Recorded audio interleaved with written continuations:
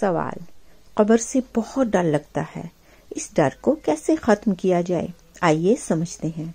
اللہ سبحانہ و تعالی نے اس کا نمونہ آپ کو دیا ہے۔ جب آپ ماں کے پیٹ میں تھے، وہ قبر ہی تو تھی، نہ ہوا کا گزر، نہ روشنی کا انتظام، نہ پانی، نہ خوراک، لیکن پھر بھی آپ زندہ رہے۔ جوں جوں آپ بڑے ہوتے گئے، وہ قبر پھیلتی گئی۔ اسی طرح سے جب آپ حقیقی قبر میں ہوں گے تو آپ کے اعمال کی وجہ سے وہ قبر آپ کے لیے پھیل جائے گی انشاءاللہ۔ شکراً۔ السلام علیکم ورحمۃ اللہ وبرکاتہ۔ جو اچھے کام کرتا ہے اس کو سزا کیوں ہوگی؟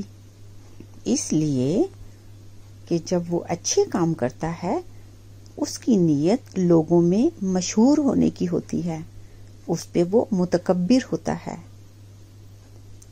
اس کا دل چاہتا ہے کہ لوگ اس کی تعریف کریں، لوگوں میں اس کا نام ہو، اور اس کو غرور اس بات کا ہوتا ہے کہ یہ جو میں چیریٹی دے رہا ہوں، اچھے کام کر رہا ہوں، میں ہی تو کر رہا ہوں، ان پیسوں کو میں نے ہی تو کمایا ہے، میں نے ہی اپنی عقل کو استعمال کیا ہے۔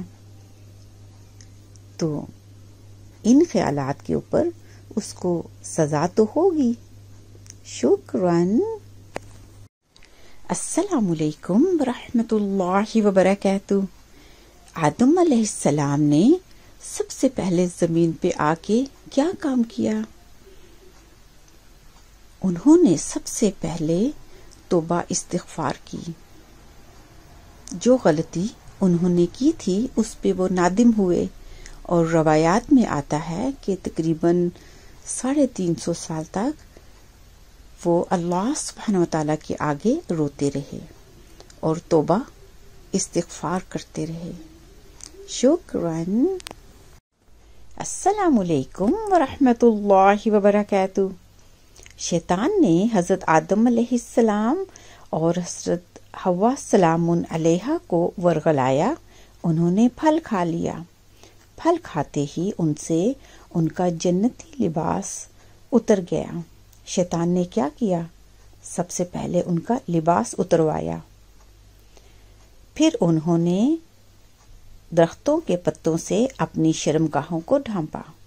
سبق ہمیں کیا ملتا ہے؟ سب سے پہلا جو سبق ہمیں ملتا ہے وہ حیا کا ملتا ہے۔ اسلام نے عورت کو پردے میں رکھا۔ کوشش کریں کہ آپ شیطان کی باتوں میں نہیں آئیں۔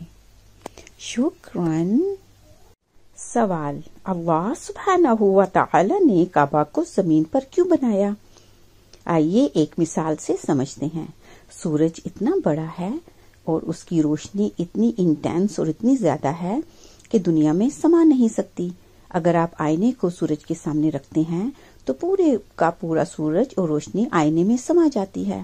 اسی طریقے سے اللہ سبحانہ و تعالیٰ کی تجلیات اتنی زیادہ اور اتنی انٹینس ہیں کہ دنیا میں سما نہیں سکتی۔